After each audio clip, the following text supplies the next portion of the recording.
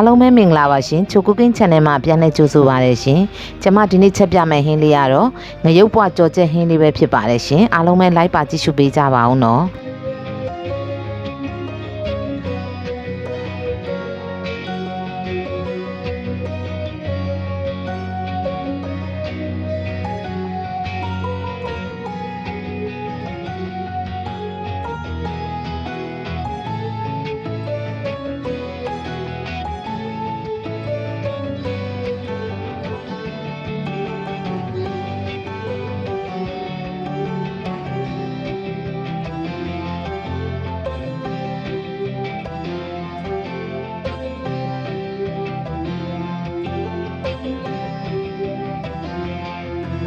ဟုတ်ကဲ့အရင်ဆုံးအိုးပူလာပြီဆိုရင်တော့စီထည့်ပါမယ်ရှင်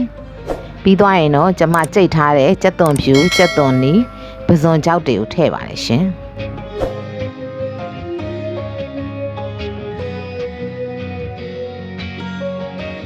ပြီးရင်တော့မှွေပေးရပါမယ်ရှင်ဆက်နှွှင်းထည့်ပါမယ်ရှင်ပြီးရင်တော့ကြကြလေးစီတက်ပေးရပါမယ်ရှင်ကျွန်မပစုံချောက်ကိုကြတော့ပေါ့နော်အကောင်ကိုတခါလေးရောပြီးကြိတ်ထားလိုက်တာပါရှင်အကောင်မဟုတ်ဘဲနဲ့ပစုံချောက်အမှုန့်ထည့်လေးရပါတယ်ရှင်ပြီးရင်တော့ကြကြလေးအနှံ့လေးမှုေးလာအောင်စီတက်ပေးရပါမယ်ပြီးရင်တော့ငရုတ်ပွားတွေထည့်ပါတယ်ရှင်ပြီးရင်တော့တေချာလေးမှုေးပေးရပါမယ်ရှင်ဒီငရုတ်ပွားဟင်းလေးရလဲပေါ့နော်ထမင်းမိန်စေပါတယ်ရှင်တငယ်ချင်းတို့လည်းချက်စားကြည့်ကြပါနော်ပြီးရင်တော့အရသာအတွက်ကျွန်မစားထည့်ပါတယ်အချိုမှုတ်ထည့်ပါမယ်ရှင်ငပြားရီထည့်မချက်ရပါဘူးเนาะစားနဲ့ပဲထည့်ချက်ရပါတယ်ရှင်ပြီးရင်တော့တေချာလေးငရုတ်ပွားတွေကိုနည်းနည်းလေးနူးအောင်ပေါ့เนาะကြကြလေးနည်းနည်းမှွေပေးရပါမယ်ရှင်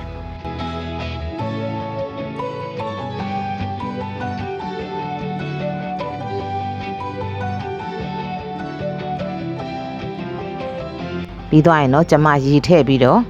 အဖုံးအုပ်ပြီးတော့တဲပါမယ်ရှင်။ဒါဆိုငရုတ်ပွားတွေနူးအောင်ပေါ့နော်။ရီကိုအများကြီးလည်းမထည့်ရပါဘူးရှင်။နည်းနည်းဟိုရီဆက်ဆက်လေးပေါ့နော်။အဲ့လောက်ကလေးတော့ထည့်ပေးရပါတယ်ရှင်။ဒါဆိုငရုတ်ပွားနည်းနည်းမာတဲ့အတွက်နူးအောင်ထည့်ပေးရတာပါရှင်။ပြီးရင်တော့အဖုံးအုပ်ပြီးတဲပါမယ်။အခုဆိုရင်တော့စူပွက်လာပြီဆိုတော့ကျမတို့အဖုံးဖွင့်ပြီးတော့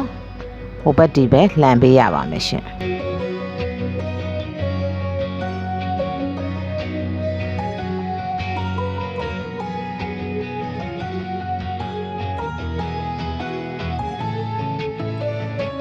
ပြီးရင်တော့ပြန်အုပ်ပါမယ်ဟုတ်ကဲ့အခုလောက်နေထားဆိုရင်တော့ဖွင့်ပြီးတော့မှွေပြီးတော့နည်းနည်းလေးရေခမ်းတဲ့အထိပေါ့နော်တည်ပေးရပါမယ်ရှင်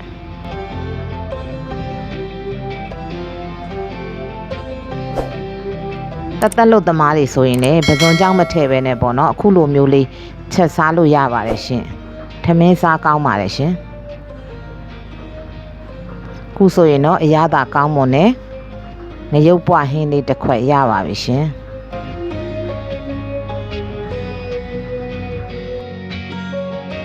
ဟုတ်ကဲ့အခုလိုကျမရဲ့ဗီဒီယိုလေးကိုအဆုံးထိပြီးအောင်ကြည့်ရှုပေးတဲ့တယောက်ချင်းစီတိုင်းကိုအထူးပဲကျေးဇူးတင်ရှိပါတယ်ရှင်ကျမရဲ့ဗီဒီယိုလေးကိုကြည့်ရှုခြင်းနဲ့ဆိုရင်တော့ like and subscribe လေးလုပ်ပြီးတော့အားပေးခဲ့ကြပါအောင်နော်